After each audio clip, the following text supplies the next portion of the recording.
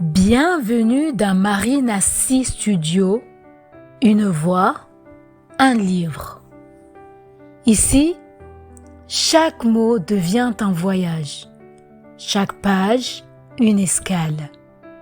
Des textes choisis, lus à haute voix, pour le plaisir de dire, d'écouter et d'imaginer. Aujourd'hui, je vous invite à plonger dans un chef-d'œuvre intemporel, La Parure de Guy de Maupassant. Une nouvelle où l'éclat d'un rêve peut parfois coûter toute une vie. Alors, installez-vous confortablement et laissons les mots nous guider.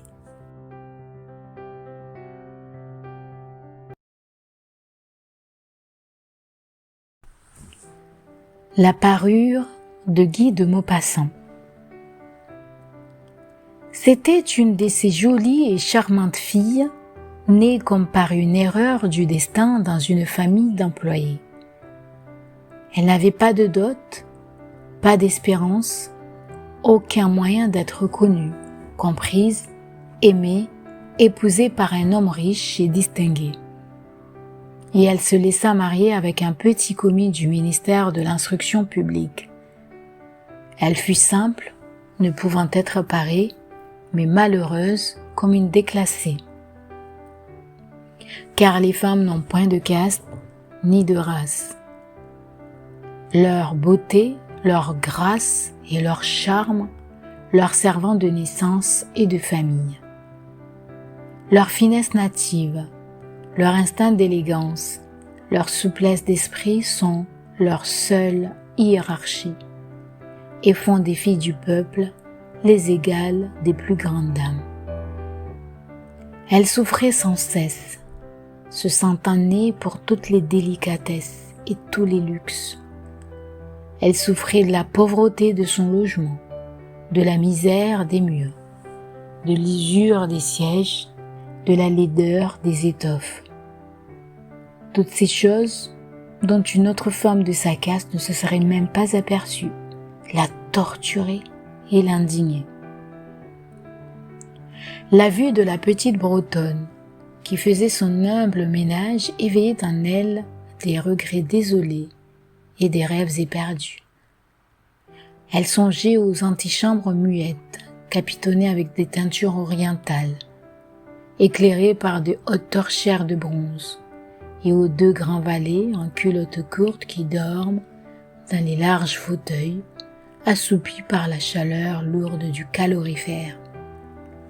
Elle songeait au grand salon, vêtu de soie ancienne, aux meubles fins, portant des bibelots inestimables, et au petit salon coquet, parfumé, fait pour la causerie de 5 heures avec les amis les plus intimes, les hommes connus et recherchés dont toutes les femmes envient et désirent l'attention.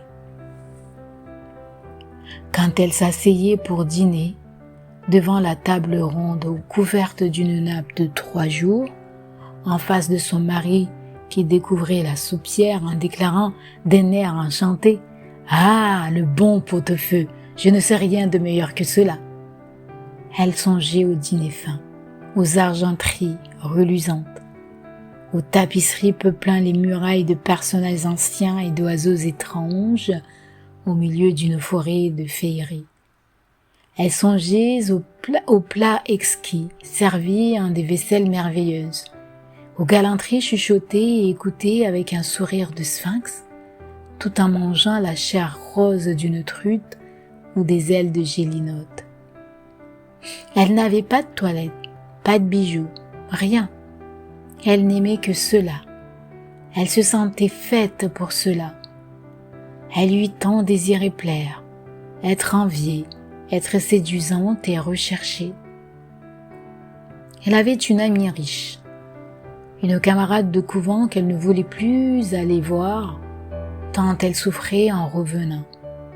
Et elle pleurait pendant des jours entiers de chagrin, de regret, de désespoir et de détresse. Or, un soir, Son mari rentra, l'air glorieux, et tenant à la main une large enveloppe. « Tiens, dit-il, voici quelque chose pour toi. » Elle déchira vivement le papier et en tira une carte imprimée qui portait ces mots. Le ministre de l'Instruction publique et Madame Georges Ramponneau prient Monsieur et Madame Loisel de leur faire l'honneur de venir passer la soirée à l'hôtel du ministère, le lundi 18 janvier.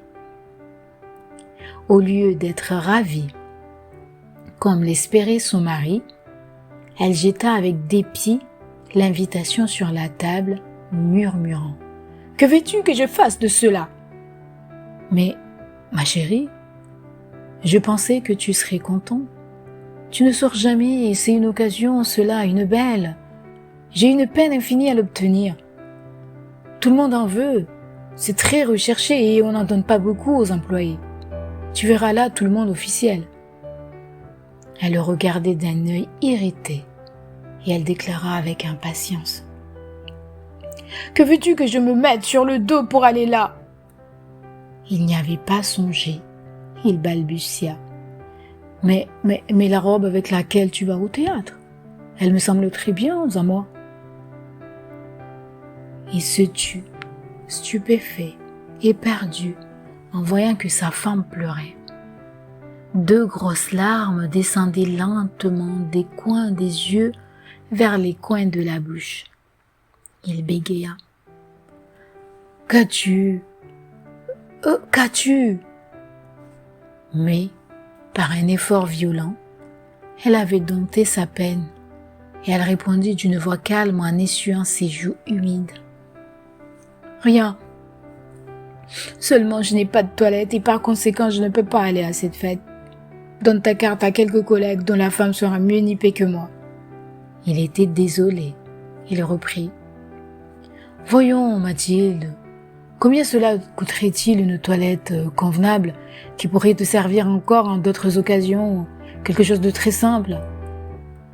Elle réfléchit quelques secondes, établissant ses comptes, et songeant aussi à la somme qu'elle pouvait demander, sans s'atterrer à un refus immédiat et à une exclamation effarée du commis économe. Enfin, elle répondit en hésitant. « Je ne sais pas au juste, mais il me semble qu'avec 400 francs, je pourrais y arriver. » Il avait un peu pâli, car il réservait juste cette somme pour acheter un fusil et s'offrir des parties de chasse, l'été suivant, dans la plaine de Nanterre, avec quelques amis qui allaient tirer des alouettes par là, le dimanche. Il dit cependant, « Soit, je te donne 400 francs, mais tâche d'avoir une belle robe. » Le jour de la fête approchait, et Madame Loisel semblait triste, inquiète, anxieuse. Sa toilette était prête cependant. Son mari lui dit un soir, « Qu'as-tu ? Voyons, tu es tout drôle depuis 3 jours. » Et elle répondit, « Cela m'ennuie de n'avoir pas un bijou, pas une pierre, rien à mettre sur moi. J'aurais l'air misère comme tout. J'aimerais presque mieux ne pas aller à cette soirée. » Il reprit, « Tu mettras des fleurs naturelles. C'est très chic en cette saison-ci. Pour 10 francs, tu auras 2 ou 3 roses magnifiques. » Elle n'était pas convaincue. « Non, il n'y a rien de plus humiliant que d'avoir l'air pauvre au milieu de femmes riches. » Mais son mari s'écria, « Que tu es bête. Va trouver ton amie Madame Forestier et demande-lui de te prêter des bijoux. Tu es bien assez lié avec elle pour faire cela. » Elle poussa un cri de joie. « C'est vrai, je n'y avais point pensé. » Le lendemain, elle se rendit chez son amie et lui conta sa détresse. Madame Forestier alla vers son armoire à glace, prit un large coffret, l'apporta, l'ouvrit et dit à Madame Loisel, « Choisis, ma chère. » Elle vit d'abord des bracelets, puis un collier de perles, puis une croix vénitienne, or et pierreries, un admirable travail. Elle essayait les parures devant la glace, hésitait, ne pouvait se décider à les quitter, à les rendre. Elle demandait toujours: « Tu n'as plus rien d'autre ?»«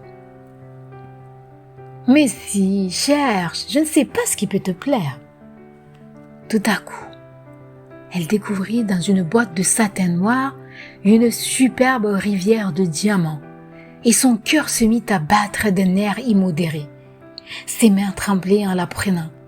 Elle l'attacha autour de sa gorge, sur sa robe montante, et demeura en extase devant elle-même.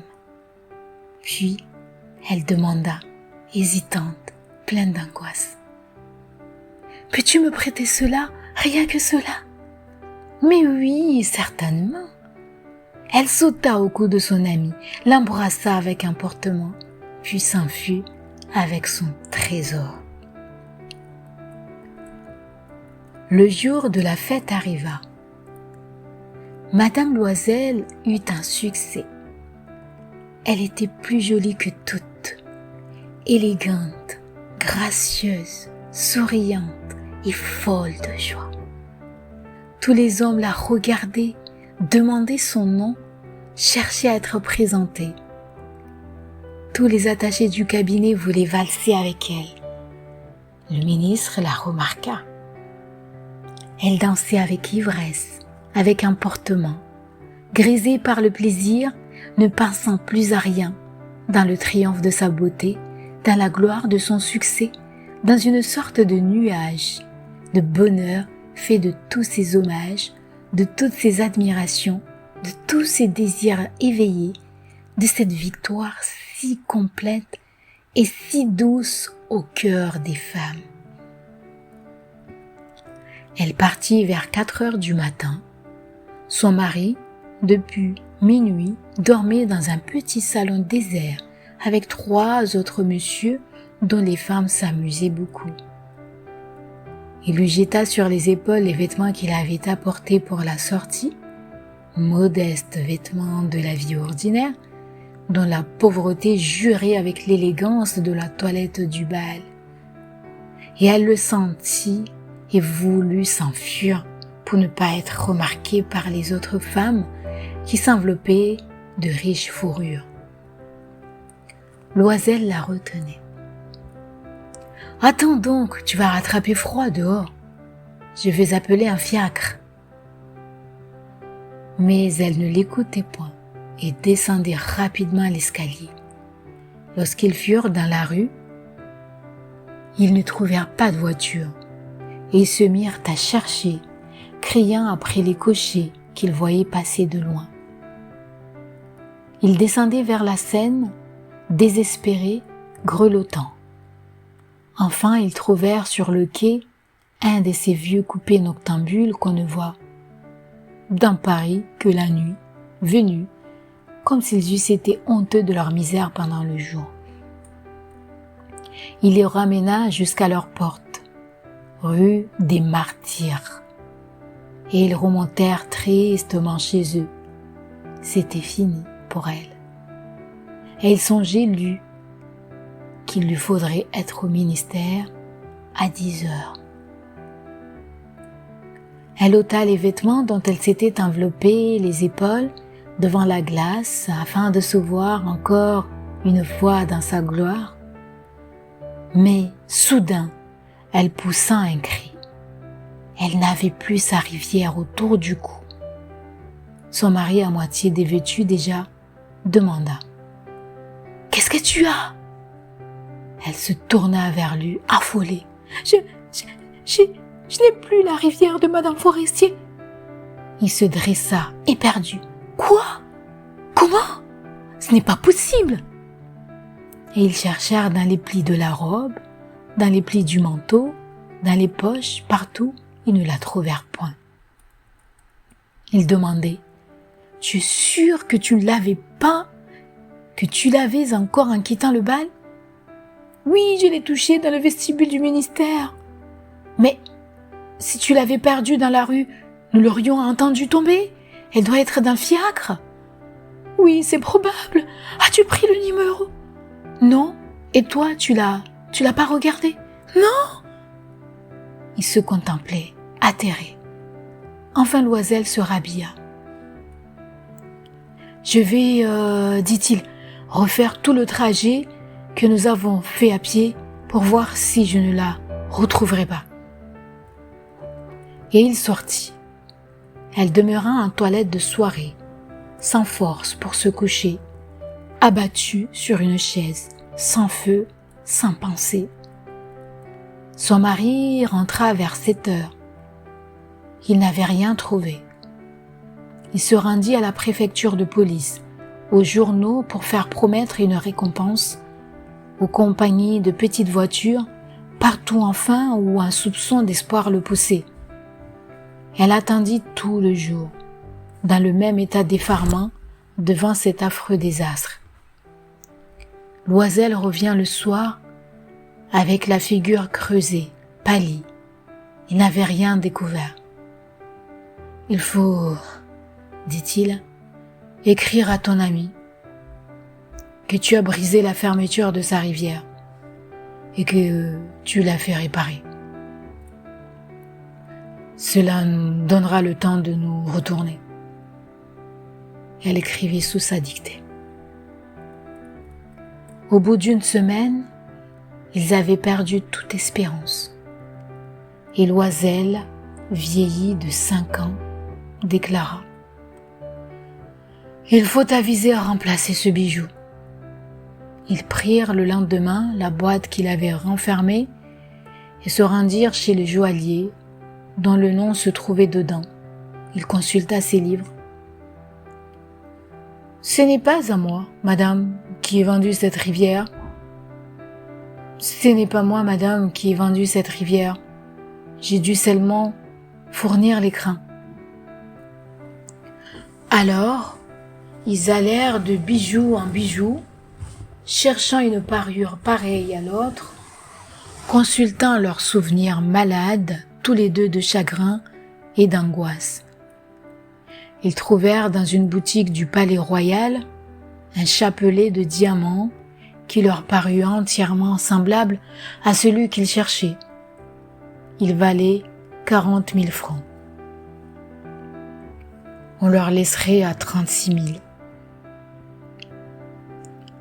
Ils prièrent donc le joaillier de ne pas le vendre avant 3 jours, et ils firent condition qu'on le reprendrait pour 34 000 francs, si le premier était retrouvé avant la fin de février. Loisel possédait 10 000 francs que lui avait laissé son père. Il emprunterait le reste. Il emprunta, demanda 1 000 francs à l'un, 500 à l'autre, 5 louis par-ci, 3 louis par-là. Il fit des billets, prit des engagements ruineux, eut affaire aux usuriers et à toutes les races de prêteurs. Il compromit toute la fin de son existence, risqua sa signature sans savoir même s'il pouvait y faire honneur, et, épouvanté par les angoisses de l'avenir, par la noire misère qui allait s'abattre sur lui, par la perspective de toutes les privations physiques et de toutes les tortures morales, il alla chercher la rivière nouvelle, en déposant sur le comptoir du marchand 36 000 francs.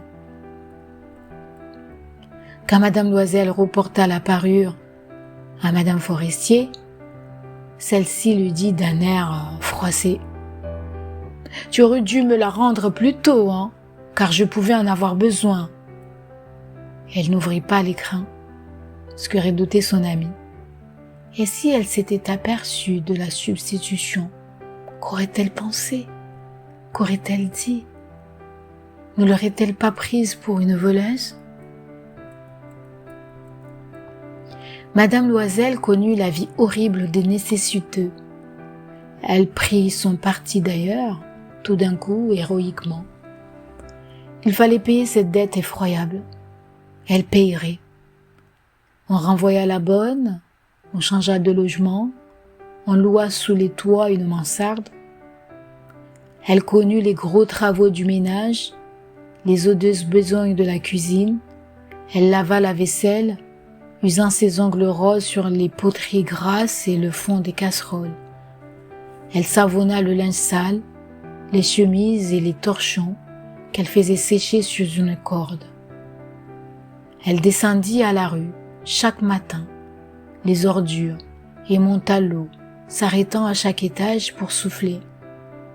Et vêtue comme une femme du peuple, elle alla chez le fruitier, chez l'épicier, chez le boucher, le panier au bras, marchant, injurié, défendant sou à sou son misérable argent. Il fallait chaque mois payer des billets, en renouveler d'autres, obtenir du temps. Le mari travaillait le soir à mettre honnête les comptes d'un commerçant et la nuit, souvent, il faisait de la copie à 5 sous la page. Et cette vie dura 10 ans. Au bout de 10 ans, ils avaient tout restitué, tout, avec le taux de l'usure et l'accumulation des intérêts superposés. Madame Loisel semblait vieille maintenant. Elle était devenue la femme forte et dure et rude des ménages pauvres. Mal peignée, avec les jupes de travers et les mains rouges, elle parlait haut, lavait à grande eau les planchers, mais parfois, lorsque son mari était au bureau, elle s'asseyait auprès de la fenêtre. Elle songeait à cette soirée d'autrefois, à ce bal où elle avait été si belle et si fêtée. Que serait-il arrivé si elle n'avait point perdu cette parure? Qui sait? Qui sait? Comme la vie est singulière, changeante, comme il faut peu de choses pour vous perdre ou vous sauver. Or, un dimanche, comme elle était allée faire un tour aux Champs-Élysées pour se délasser des besognes de la semaine, elle aperçut tout à coup une femme qui promenait un enfant. C'était Madame Forestier, toujours jeune, toujours belle, toujours séduisante. Madame Loisel se sentait émue. Allait-elle lui parler? Oui, certes. Et maintenant qu'elle avait payé, elle lui dirait tout. Pourquoi pas? Elle s'approcha. Bonjour Jeanne. L'autre ne la reconnaissait point, s'étonnant d'être appelée ainsi familièrement par cette bourgeoise. Elle balbutia. Mais, madame, je ne sais pas, vous devez vous tromper. Non, je suis Mathilde Loisel. Son amie poussa un cri. Oh, ma pauvre Mathilde, comme tu es changée. Oui, j'ai eu des jours bien durs depuis que je ne t'ai vue. Et bien des misères, et cela à cause de toi. De moi? Comment ça? Tu te rappelles bien cette rivière de diamants que tu m'as prêtée pour aller à la fête du ministère? Oui, eh bien? Eh bien, je l'ai perdue. Comment? Puisque tu me l'as rapportée? Je t'en ai rapporté une autre toute pareille. Et voilà 10 ans que nous la payons. Tu comprends que ce n'était pas aisé pour nous, qui n'avions rien. Enfin, c'est fini, et je suis rudement contente. Madame Forestier s'était arrêtée. Tu dis que tu as acheté une rivière de diamants pour remplacer la mienne? Oui, tu t'en étais pas aperçue, hein? Elles étaient bien pareilles. Et elle souriait d'une joie orgueilleuse et naïve. Madame Forestier, fort émue, lui prit les 2 mains. Oh, ma pauvre Mathilde! Mais la mienne était fausse! Elle valait au plus 500 francs.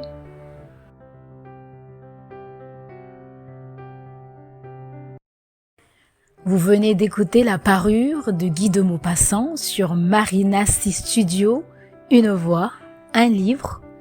J'espère que cette lecture vous aura ému, toucher ou simplement donner envie de lire encore.